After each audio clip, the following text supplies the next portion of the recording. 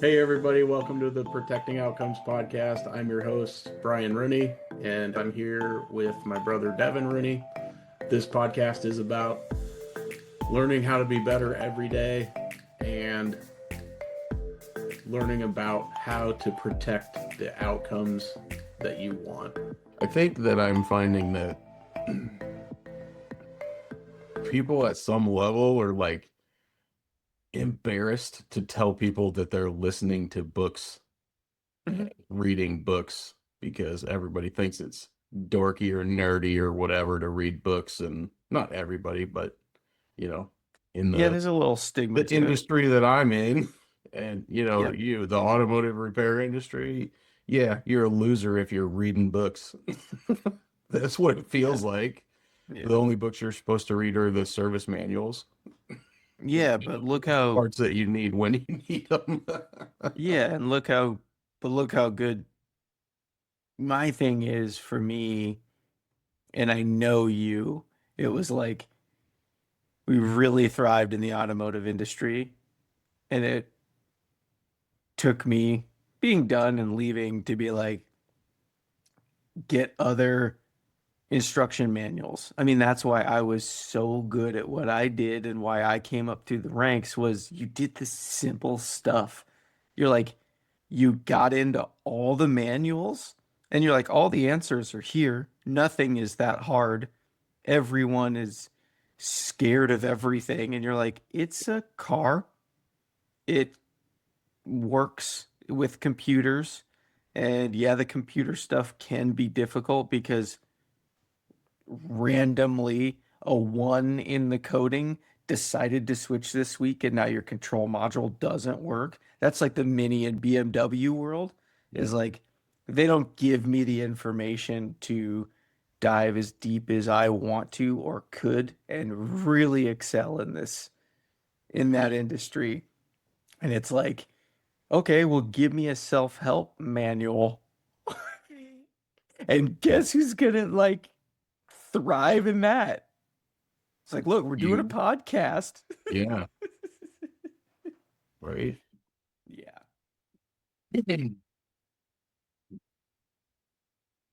What's on your brain today? Nothing.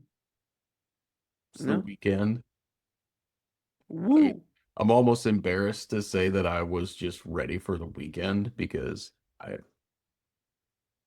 Because the sun's out. I mean, yeah, you're getting early sunny mornings now. yeah, It's I'm and excited for the weekend too. And I'm retired. nice. I don't know. We've been programmed to be excited for the weekend and to not be excited for Monday. Mm-hmm. Mm-hmm. uh, I'm never not excited for. I'm never worried about Mondays anymore. It used to be like Yeah. Saturday afternoon. I'd be like, "Oh, the weekend's over already." Yeah. Yeah. Basically Monday. That sucks. Now I'm like, nah, because I get up at the same time every day. I mean, sometimes Yeah. I sleep in, but I get up early, whether it's Monday or Sunday or Thursday or Saturday, it doesn't really matter. Still Mm-hmm. up around 5, getting, getting ready to go do my workouts. Back in the swing of things. And my face was the color of my sweatshirt when I got here this morning because I rode my bike for about 30 minutes this morning before we hopped on for the podcast, and I got turned my camera on, and I was like, oh, How chilly was it? 48. Yeah, okay. You And it's must have been windy, moving. You were and it's moving, morning yeah. air. Well, it doesn't take very much moving in 48-degree air for it to feel cold. Yeah, exactly. So I'm gonna go to the gym after this, where it's nice and warm inside. Nice. Finish my Sweat workout. it out. Yeah. Yep. I was gonna ask you before we got on. I was like, "Ooh, what's today's layout? This is it. Wing it." You know what's weird? I've had several people be like, I really like your podcast. It's different. Mm-hmm. And I'm just like, thanks, because now I know that I can just receive that and be like, yep, Yeah. thanks, instead of being like, Yeah, thanks. Well, me and my brother would just get on and we just have a conversation we would normally have anyway, and we just record it and give it to the world. It's that learning to say thank you and stop there. Yeah. You know what's crazy though is like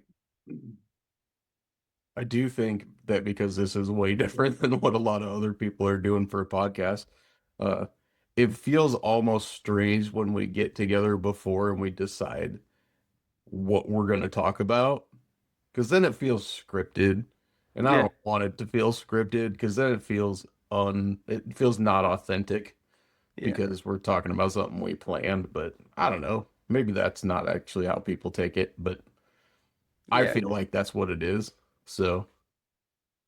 I don't know. How about you? What do you feel about that? yeah. No, yeah, I get the mixed. I don't want to mess anything up. So whatever you want to do is good. Do you Um, know how easy it is for me to edit out everything when I yeah, go true. through? I mean, You've told me. you you could uh you could get on here and go on a political rant, and I would just completely take it out before I put the podcast up because I don't want that shit on the podcast. That's not what Yeah. I'm here for, and it's not because wouldn't value that. Mhm. I could do it too, you know. Yeah. I But then I'll tell you, last night, it was funny because Cassie and I drove home from the restaurant separately. We had to meet at a restaurant. It's like Seattle Restaurant Week, where you got like go support local restaurants. Okay, So we went with our friends. They had recommended this place. One of our friends, I don't, she's not celiac, but she's gluten free, like sure. needs to be certified gluten free, I think. Yeah. And they found this restaurant and it's like 95% gluten free. Oh. And it was like, oh, awesome. So we went there and Cassie was like, she hates when we have two cars. She's like, I don't like not riding home with you. And so I was like, yeah, but now your car drives itself, so it's really not that bad. Because you still don't have to drive home after we You leave just have here. to get in and it takes you home. Yeah, yeah. You keep saying flywheel, and I keep remembering that I have Good to Great laying on my desk here at the shop, and I don't think about it until you say something, and then when I'm not here, I'm like, "Where's my book? Oh, my book is on my desk." So I'm gonna put it in my backpack when I leave Nice, here. nice. uh, I catch Yeah. myself with my books, like I'll put them in my bag, and then I end up with like four books in my bag and I'm not sure which one to read because I Hmm. put them in there because I wanted to read part of them or use that for my 10 pages a day. Hmm. Then my bag gets so freaking heavy that I can hardly carry it around. Or I feel like the Yeah. handles are going to rip off of my bag because I'm carrying the weight of all of this stuff that I want to put in my brain. For the record, everybody that's listening, carrying books around your backpack does not get the information out of them into your head. Does it work like that? So if you have protecting outcomes and it's in your bag, take it out of your bag and read it. This is not going to do any good in your bag unless you have to use your bag for self-defense. And protecting outcomes is not a big enough book to help you very much with self-defense. Yeah. Uh, that's funny. I'm So gonna. there's another book that I'm kind of excited about reading. Um, it's in my Amazon cart. It's by this lady named Cora Lee. Um, I saw it on actually when I was at Vision in Kansas City. She was one of the trainers, one of the speakers, and I'm trying to find go to my Amazon cart in my save for later. Uh,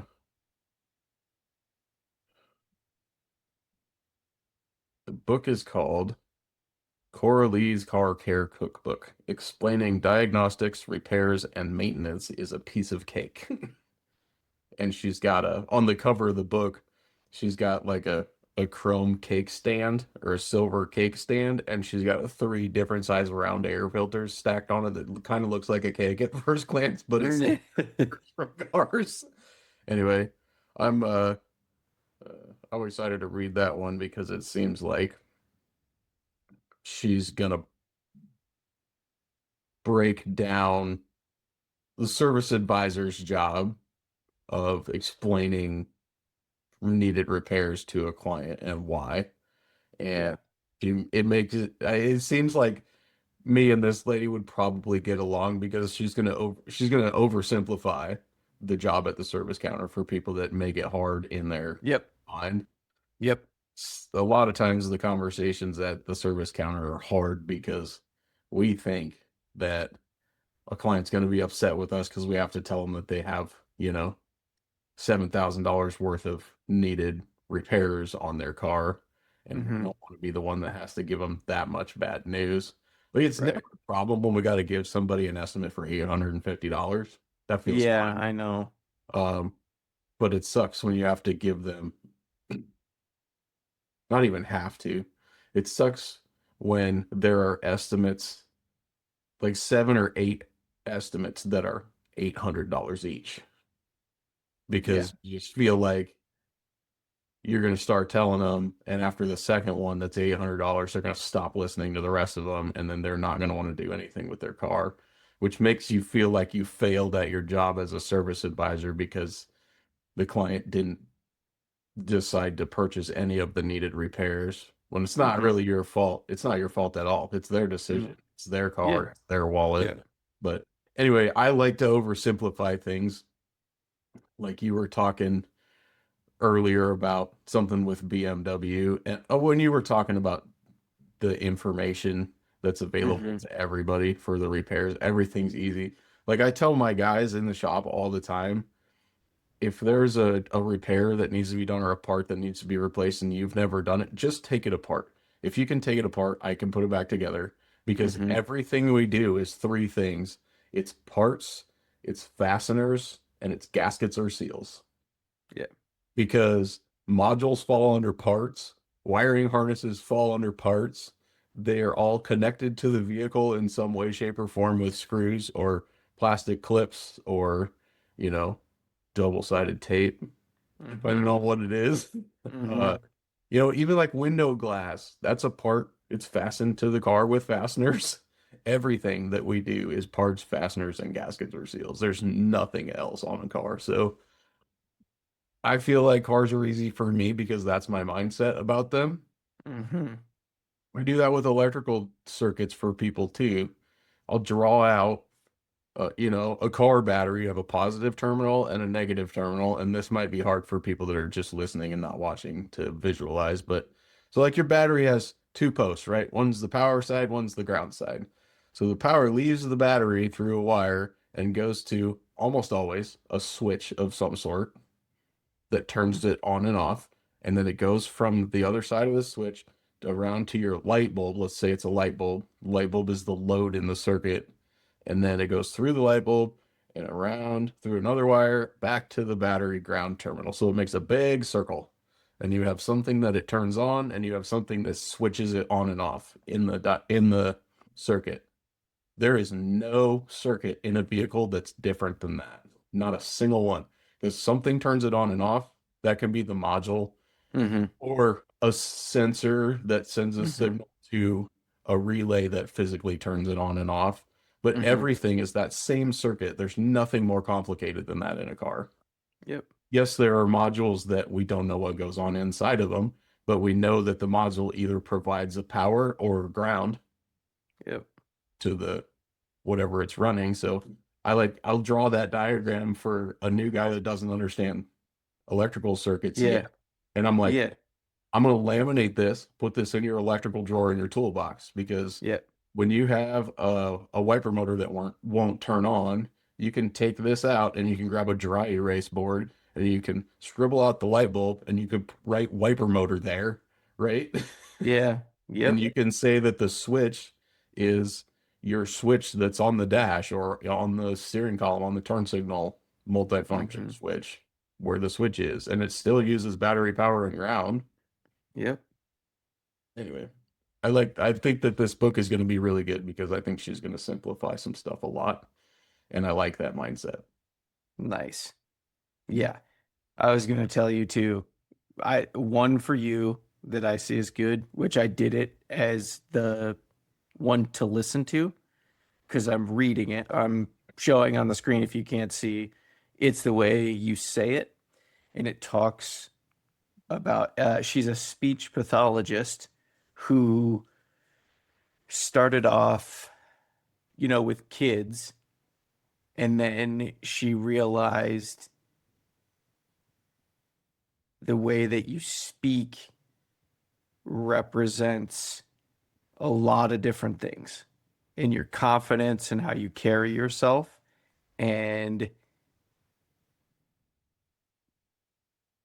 I think she opens her own practice and she starts talking to clients. And she was struggling for a while, but then it was where she helped a woman that was, people said her voice was too whiny or high pitched. So she worked with her and had her record herself and listen back to herself. Mm. Like, whether you have a quiet voice, your S's whistle, whatever, right? Like, just having your presence be different in a room opened up opportunity potential. Are they talking about just like confidence in conversation? Yeah, but Yeah. it's not even the confidence part. It's like figuring out how you sound and how you speak. We talked about your voice, Hmm. and your voice sounds so good on podcasts. To And everyone else except for me. that's how everybody's voice works because it's foreign to you.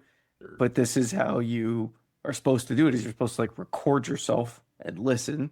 Hmm. And it was just like, once the people worked on, if they talked too fast, if they didn't articulate enough, whatever it may be, when they fixed those issues, people connected to them, saw that they're leaders, like it exponentially helped their growth. And I was like, Brian needs that. I mean, Brian's already great. Your voice is awesome. I love it. Sounds fantastic. But like, this is for you for when you blow up. Like, this is a really good book for you to have in your arsenal as well. Yeah, I'll check it out. The yeah, and I know I've probably told you before, but just like I can sit and talk with somebody one on one like you and I do and have zero problems getting my point across or having a conversation. Mhm. But getting in front of a bunch of people feels way different Hmm. because it's not a one-on-one conversation. And I think for me, that feels different because I always want to bring value to people when I'm having a conversation with them, right? Yeah. So bringing value to one person is pretty easy because I can talk to them about what they're going through and what they're looking for and can figure out a way for me to help. But if I gotta sit in front of lots of people or stand in front of lots of people and Hmm. try and do that same thing, it's a different dynamic. Yeah, but Just and gonna do it this, a few times yeah, and see how it feels, and then it'll just be different. So, and it'll be and fun. this, and this is why I'm putting this book in front of you Mm, right now for when you're ready to see it, is because it talks literally about that. It tells you how to record yourself mm, and how to talk to people. It's like, when you're talking in a room full of people in a social situation, you need to talk at the volume at which you reach the person in the back of the room, right. and making eye contact with multiple different people. It's going to be a really good one for you, dude. Sweet. Yeah. Is that one on Amazon? I'm not sure because I get almost all of mine through my local library, What's it but called I'm again? sure it is. Um, hang on one sec. It's the Way You Say It by Carol A. Fleming, and it's got orange and blue and upside down faces in Got each it. other's faces, speaking directly to each other's ears. You see that? Dang, my book's cheap.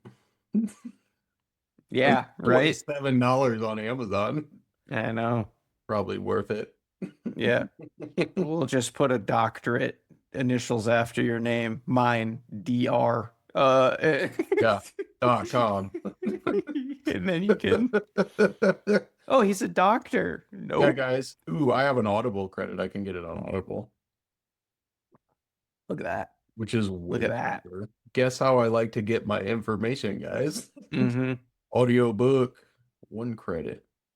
I also like, I'm going to be taking your advice and doing the switching to audiobook, listening to it. And if it's something that like hits hard or, you know, is something where I'm like, I need this book so I can Yeah. look at it and dive in. Then you get the book. Yeah, exactly. Yeah. Sweet. That's the way to do it. I mean, it works good for me, so Yeah. that means it's got to work good for some other people. I don't know. You Yeah. find your way, right? Some Hmm. people absorb information from physically reading or from the Yeah. physical copy of the book. I'm not, I mean, I'm that way for things that I want to read that I can't get an audible version of it, but I prefer Audible Yeah. or audio. I guess Audible is the platform that I do that with. It's like Audible is going to change in the dictionary because it's no longer like a spoken word that you can hear. Now it's the company where you can purchase books that it reads to you. It's just gonna I don't say mean a that primary definition of the also. word Yeah. audible. No, it'll be the secondary also listening platform to books. Yeah, maybe. Who knows? Uh, Are you drinking Happy Purple in the morning? no, I did these years. uh, Uh, I do enjoy the happy cans. They're good. mm, yeah. Yeah, so yesterday was kind of a stressful day. I'll take you through that. Yeah, I was like, I feel like I got that picture of the can early. All right, so for our listeners, a lot of you know that I own an auto repair shop, and to just kind of put this in context, this had to do with the shop yesterday.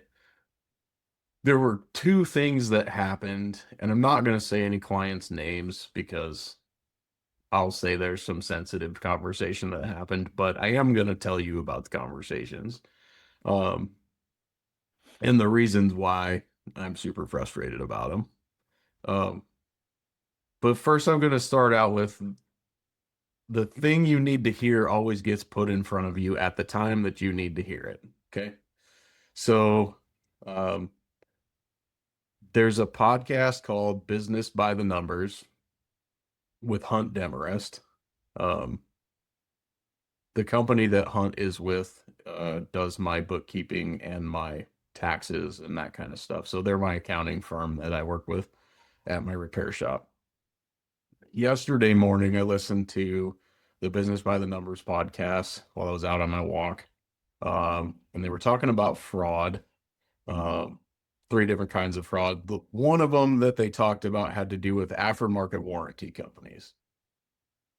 Um, so that got put in front of me yesterday morning. They were talking about aftermarket extended warranty companies, like, and that's the extended warranty that you can buy from where you get your car at. They offer you an insurance policy basically that helps pay for major repairs, so it's not all out of your pocket. And they're not all bad. I'm not saying that, but there are some that will not pay, or that here's the new thing that falls under fell under that fraud conversation is that recently there have been claims put in. So, for example, we had a client that has an aftermarket warranty company that he chose um, to pay their monthly premium so that he didn't have to pay the full repair amount when he comes and gets something major done at the shop. Anyway, so he had a CV axle on the front of his pickup that needed to be replaced. Um, Page ran down and went through all the processes for the warranty company.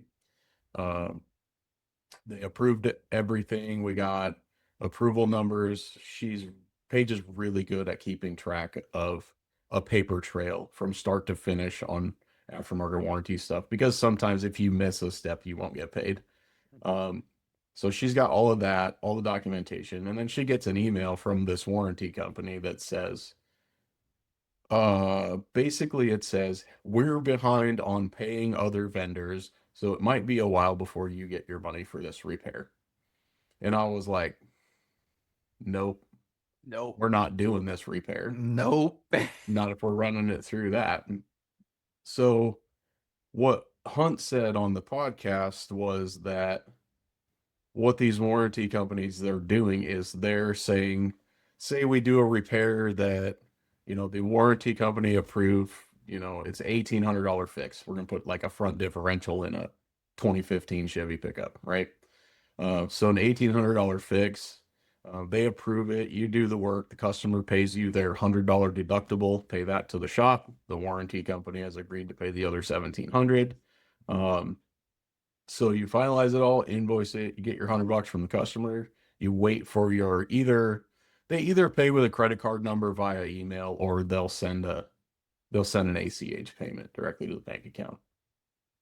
So what these companies are doing is they're paying it, and then in a few weeks or a month or whatever, you get an email or a call that says, "Hey, we went through our policies and procedures and we realized that we paid you more for that repair uh, than what our policies and procedures allow. So we're taking $600 back."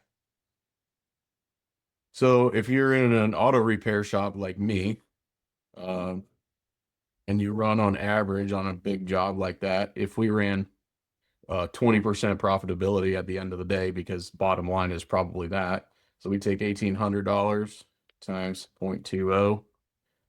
I profited $360 on that job, sold the way that we sold it. And then this warranty company is going to take back $600.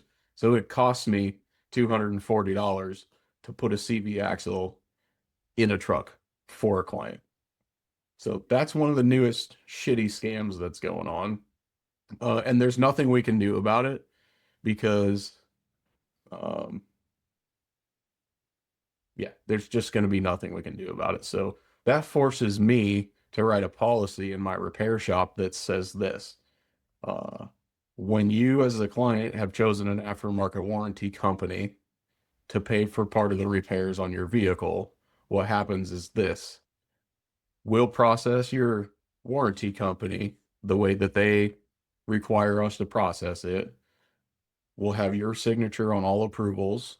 Also, we will have your signature on an approval that says you pay the difference between what we would normally charge, because these warranty companies also decide that they're going to tell us how much they pay us for the parts Yeah. and how much they pay us per labor hour on the repair order, and they don't pay shop supplies, which are necessary for lots of reasons, and they don't pay sales tax. So our policy is going to state that if you have an aftermarket warranty company and we process that at our shop, you pay the difference between what they're willing to pay us and the fair price that we would normally charge you as a client. So you pay that difference. And then the policy is also going to state if that aftermarket warranty comes back out on us and says, "Hey, we paid you more than we actually should have," and they decide to take money back, because they'll do it whether we want them to or not, then you as the client get to pay us that money that they took back. Otherwise, your option is just be like a normal human being and pay for the repairs that are due on your car. Stop throwing your money at these warranty companies that are going to piss every repair shop off at the end of the day.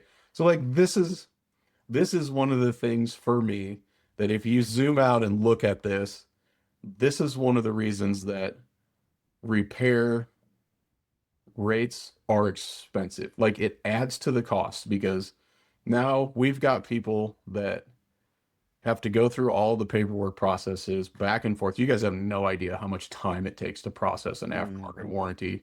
Like Paige does all of it here at my shop, and she probably spends an hour to an hour and a half, maybe 2 hours back and forthing with your aftermarket warranty company just to get us just to settle on the prices of the parts and how much we charge for labor. So there's 2 hours that we don't get paid for, um, just off the bat. So that makes things more expensive because Paige is getting paid for her time by me as the owner. So I have to raise my shop rates to cover the things that a client's not paying me for, right? Yeah. Yeah. So things get more expensive because of because someone chose to have an aftermarket warranty company. We could actually probably do it cheaper if we never had to process any of those. It would affect it would affect our overhead essentially. Yeah. Uh, and I then don't you go want to ahead. ask me a question? Well, no, I wanted to say like I don't want to go too deep in the woods from like what I know on this too. Is it like We're already deep in the woods on it. We're way it's over everybody's heads, I'm it's sure. unfortunate. Well, but it's good for people, especially your followers on Facebook that listen to the podcast, is like this is the stuff you don't see for you to be the honest, reliable go-to guy in your town. Like I said, you fix your town's freaking car, everything, right? It's not just cars. You're doing gym stuff. You're putting stuff together at your gym. So like you're like a pillar in your community, and it's frustrating that people immediately go to we've heard that dealerships are stealerships, and it gives the automotive everywhere a bad name at the independents. Independents are having to charge in my area, dude. Independents are $330 an hour. Yeah. And they're And like, we're well, the cheap compared dealer's to not those even that guys. much. And you're like, yeah. And the dealer is screwing over its technicians because they are also having to do the same type of coverage for these cut rate insurance and third party aftermarket warranty scams. I mean, I say scam because I feel a specific way about insurance because I've dealt with big insurance here and heads of companies out here. Yeah. And it's just like the unfortunate part of you having to cover your own ass to be there for your customers puts more load on them. Like it's crazy. Yeah. It's crazy. So I feel like I want to know what happened to the world. When was the switch thrown and where is the switch where like we have like here in my book Protecting Outcomes, I talk about that owners wake up in the morning worried about risk, right? Hmm. Right. This is about risk for me in this aftermarket warranty stuff because the risk for me that no one thinks about or knows about is that I worry about if I'm actually going to get paid. And I worry about if that company that a client of mine chose to be their warranty company, if that warranty company is going to change their mind after the fact and then take more money back than what I profited on the repair. Hmm. Again, there's nothing I can do about that. But where I was going with that policy that we're writing is that it sucks because I have to be the asshole at the end of the day that's like, I'm getting my money because we agreed on this is what it's going to be. And I charged a fair price. and someone's taking it away from me, the client is now liable to pay me for what got taken away from me because that Yeah. was outside of my control. You, as the client, chose that company. So it's not my fault, right? It's your Yeah. quote unquote fault. And I'm not mad at anybody for having aftermarket warranties. I get it. Yeah. Dealerships sell you on that crap because it only raises your payment, $38 a $15. month Yeah, or exactly. $15 a Yep. month over the course Yep. of your 5 to 7 year note, and you don't Hmm. even notice that it's cost you $4,000. Yep. Yep. But so I just I don't understand when and why the world went to I have to worry about the risk of that, and I have to worry about the risk of I don't have a lot of we haven't had a lot of people over the years come back and say, you broke this while my car was in there, or it wasn't like that before you worked on it. This is my second frustration yesterday. Hmm. Okay. I'm done with that first one. Well, But hang on. Hang on. I had something there for your policy, and what's going to have to go in for you is that the good thing about you being a smaller shop in a smaller town, is you get to be honest. You get to be face to face with all these people. And the honesty is the reason I'm having to put this policy in is so I can stay in business to and help you continue to serve fix you. your car. Yeah. Exactly. Yeah. And Because people don't if, look at that big picture thing, right? yeah, That's a right. you have to zoom out and Yeah. say, if this small business owner gets screwed enough times by an aftermarket warranty company, just because that's our Hmm. example today, then they may not be there in the future to service our vehicles. Like, yeah, I'm not Okay, saying, now you can go to your ever since you worked on my vehicle. yeah. So I don't want anybody to be mad about this. I'm not being condescending. I'm not saying everybody's like this. I am saying that this exists in the world, right? Yep. Yep. Um, don't ever come at me with ever since you, because as soon as you say that set of words to somebody at my shop, we stop listening. Not because Hmm. we don't want to hear you after you say that, but because that's what naturally happens. Like, so if you, let's say you trim trees for a living, right? If you come to my house because I asked you to trim up the oak tree that's in my front yard and you do that job, and 3 days later I call you and I say, ever since you trimmed the oak tree in my front yard, my TV doesn't work in my basement. Two things that have Yep. absolutely nothing to do with each other, but I've now blamed you for something that you know nothing about. Mhm. Okay. So yesterday, I got a phone call from a relative of a client that said, you guys changed oil on so and so's car on Wednesday, and it got driven home, parked in the garage, and then it got driven to her work. Like it didn't move Wednesday or Thursday, other than going from the shop to their garage. And then yesterday, Friday, uh, it got driven to a town 11 miles away and parked at her work. And now the tires, right front tires, rubbing on the back of the wheel well, and the car, she can't drive the car. And she's like, ever since you guys did that oil change, it's all screwed up. You guys messed up. And I'm like, is there any chance that you can send me pictures of what's going on? Because we had this crazy busy day yesterday, and I Hmm. really didn't have time, based on the promises that we had made for the day, to go drive 15 minutes away and look at a vehicle and then come back. I mean, that Yeah. was 45 minutes out of my day, basically. Yeah.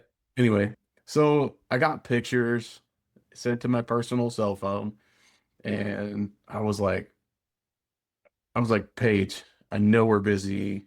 I know that we don't really have time, but I need to go look at this in person and talk with this customer.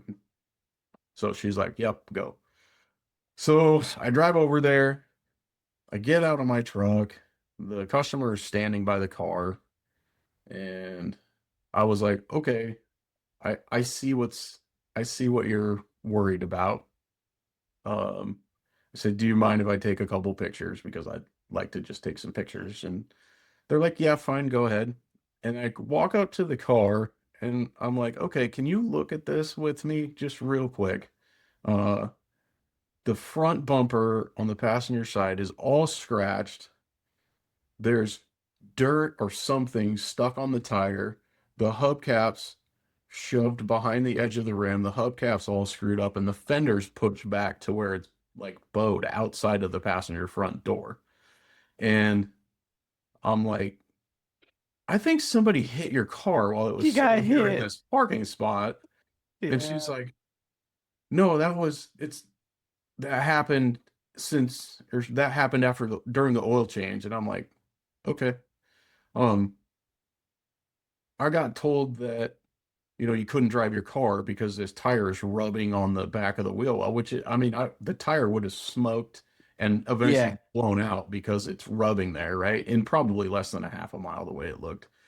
And I was like, so let's walk through this, right? Because I, my shop's 11 miles from where this car is right now. I said, so you, we did the work. You picked up the car, took it home, put it in the garage. It sat in the garage for 2 days. And then when did you drive it here? She's like, well, last night. She must work overnight. Was it And rubbing? I was like, was it making a noise or was it doing anything weird on the way here? She's like, no, it was fine. And then I came out this morning and it's like this. And I go, okay. So, and here's where I'm going with this, right? We do digital vehicle inspections in our shop. We take pictures of all four corners of the car, all four wheels before and after we take them off, everything on the car. So uh, it costs me money to do that, right? I don't To charge have clients that for that digital service. inspections. That's an Yep. added service, that's added value for Mm-hmm. our clients. And it's also there as what we call a CYA, a cover your Mm-hmm. ass for me, because these clients that I say, I don't even want to call them clients. I'm going to call them customers because clients Mm-hmm. are people that trust us, that we trust, that come back repeatedly, and they know we're professionals and we're going to fix their car right. And if something goes wrong, we're going to handle it. Okay. So this customer, we have that system in place. Half of the reason we have it is because there's a potential issue where people are going to blame us for something that we didn't do. So we have time stamped and dated photos of everything, the way, the condition it was in when it left our building. And I was like, okay, so I said, get your phone out because this is the digital vehicle inspection from the other day when we worked on your car. And I said, did you get that inspection? And she's like, yeah, I didn't look at it though. I'm like, all right, well, I sent that inspection to me before I left the shop in case you didn't get it so that I could show you exactly what's in your digital vehicle inspection. And I showed her the pictures of that corner. I'm like, the scratches weren't there. The hubcap was in perfect condition. The wheel was centered in the wheel well and the fender wasn't bent. Fender's not pushed I'm like, out. Yeah. I'm not here to tell you that I'm not responsible for this, and I'm not here to try and get out of something that we did. I'm here because you said you had a problem, and I felt like I needed to come help take care of it. So here's where I'm at. Somebody hit your car while it was parked in this parking spot. This is a hit and run. You need to contact the local police. Mm-hmm. So, and then she's like, well, I have to talk to my mom. And I said, yeah, that number that you sent those pictures to, you tell your mom that that's the phone number she calls if she thinks she needs to talk to me about getting this taken care of. Mm-hmm. And I will talk to her. But please remember, Yeah. this is not her vehicle. This is your vehicle. You're my customer, not her. Mm-hmm. This lady's like 25, 26 years old, probably. Anyway, Yeah. that doesn't matter. It costs us money to have that inspection system, and it's covered us probably 6 or 7 times now over the last 5 years that we've had that inspection system in place. Um, because there are people that will try and take advantage. Yeah. And It, I was so going to ask you, frustrating because we do everything right the first time, right? And my policy in my shop is if a technician or somebody in the building screws something up, if they're pulling your car into the parking lot or out of the parking lot and they back into somebody's trailer that's sitting there, I get told, like, it gets brought to me right now as soon as it happens, because everybody understands that we are 100% honest with all of our clients for everything, no matter what, bad or good. And that when there's an issue, I talk to the client as soon as I know that it happened. And it's way less bad for everybody as long as it gets talked about up front. We offer to take care of it.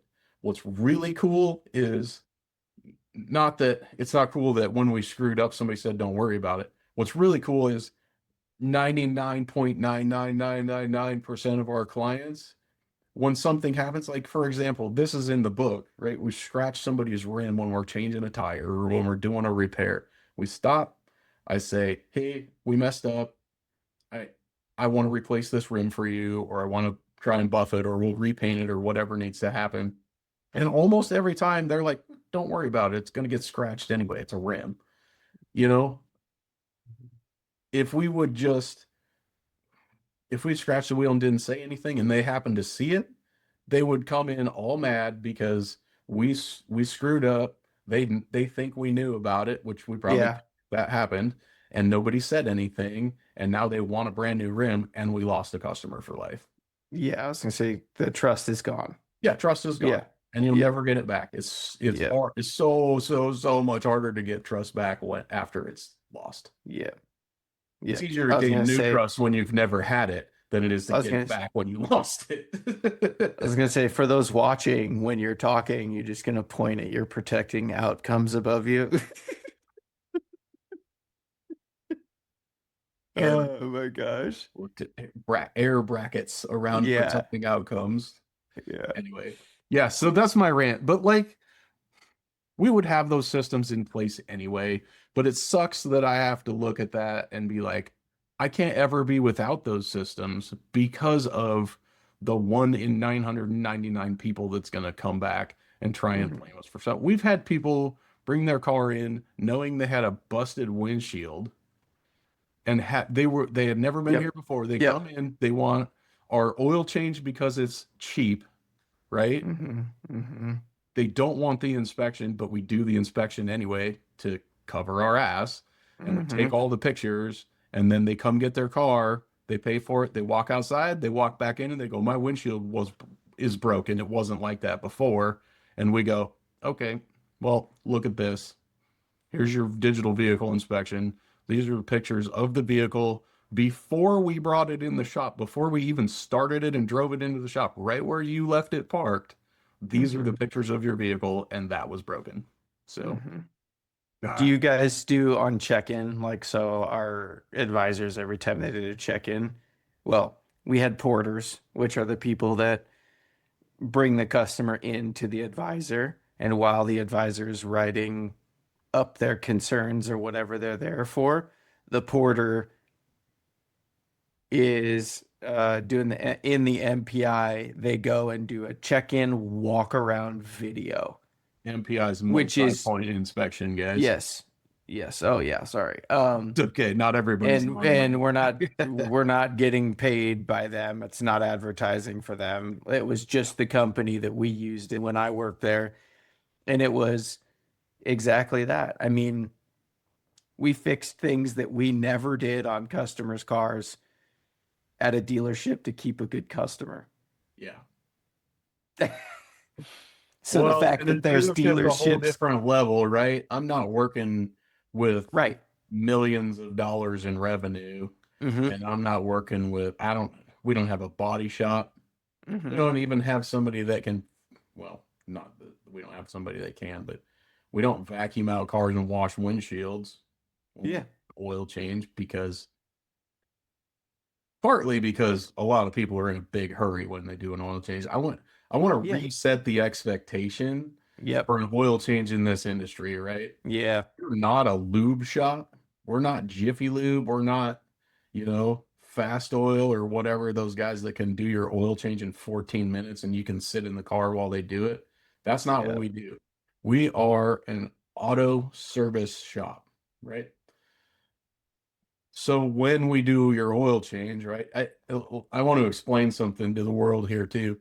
When we do an oil change, I don't make any money on an oil change. I make zero freaking dollars on an oil change. Not one single dollar. What I want when we do an oil change is that I want to make sure that we go over your entire car and we make sure that your vehicle is safe and reliable. So that's why we do the digital inspection. That's why we always pull your wheels off, do your tire rotation. Every oil change, you'll get your tires rotated, included in the price of the oil change at Rennie's Auto and Tire Center. Unless there's some safety concern where you've got cords showing on your tires, and we're not going to rotate them because we're going to replace your tires. That's what we're going to talk about. But like, it takes a reasonable amount of time to go through and do a thorough inspection and give you a good vehicle health report, if you will. Mm-hmm. Um, and I'm talking, an hour and 30 minutes, start to finish. And other automotive service industry people will get on my case about that being too long. But I'll tell you, my technicians take the time to go through and look at everything, your brakes, your shocks, your struts, all your hoses, all your belts, check for coolant leaks, oil leaks, transmission leaks, any fluids that are in the car. We'll test your battery, we test your charging system, we adjust all your tire pressures. We make sure that your tire pressure sensors are programmed to the correct locations so that when your dash says your left front tire is low, it's not It's your actually left front right tire. there. It's the left Yeah. front tire. Like that's the behind the scenes stuff that people don't see. They don't Yep. understand. And they're not willing to stand at the service counter and let us do this explanation to them because they're in a hurry because they are of the expectation that an oil change takes 20 minutes. Yep. Then you're not getting it. Yes, you're getting your oil changed at my shop, but you're not getting an oil change. You're getting a full vehicle health report because we want to make sure your vehicle is safe and reliable. Also, you get that because if we change oil in your vehicle just quick in 20 minutes, like you want, here's what will happen probably one or two out of 10 times. You'll take your car for the weekend somewhere 3 hours away. And I'm just going to use this because it's an easy example. You'll have a coil spring fail on a front strut while you're driving down the interstate. The coil spring will break. It will poke the backside of your tire. You'll have a tire blowout. You'll have a tow fee to get you into the nearest shop that's open after hours on weekends. You'll probably pay a crazy rate to get your car fixed because number one, it's an emergency. Number two, uh, you don't know that shop and they don't know you. They know that it came in on a tow truck and your family has to get somewhere and your weekend's ruined if you don't. And they go, the shop that was working on this last should have seen this. That's why we do it. Not so that we don't look like idiots because we overlooked something. We do it so that you're not in that situation. Or if you are in that situation, we told you it was going to happen and you chose not to have it fixed at the time that we found it. And this goes back to why shop rates are so high. Yep. Protecting Protecting outcomes. Brian's pointing at outcomes his for at his me, protecting outcomes. my employees, my team, and for you as our client, Mm-hmm. right? We're Yep. protecting outcomes for everybody. Yeah. But And yeah, that is it why shop rates are so high. because we have to cover ever since you touched my car. Yeah. Ever since we did your oil change, your wheel won't move. Yeah, I wish people would actually think about the words that come out of their Hey, mouth when they call with things like that. with Because if you stop and look, zoom out, guys, zoom out and just like listen to yourself say the words that you're going to say to the person that answers the phone when you call the shop. Because even if you're not a car person, you know that the wheels being locked up have absolutely nothing to do with draining and refilling the oil and changing the oil filter. Everybody remember that once you see protecting outcomes clearly, you can't unsee it. And once you operate that way, everything changes. So, peace out. We'll see you guys next time.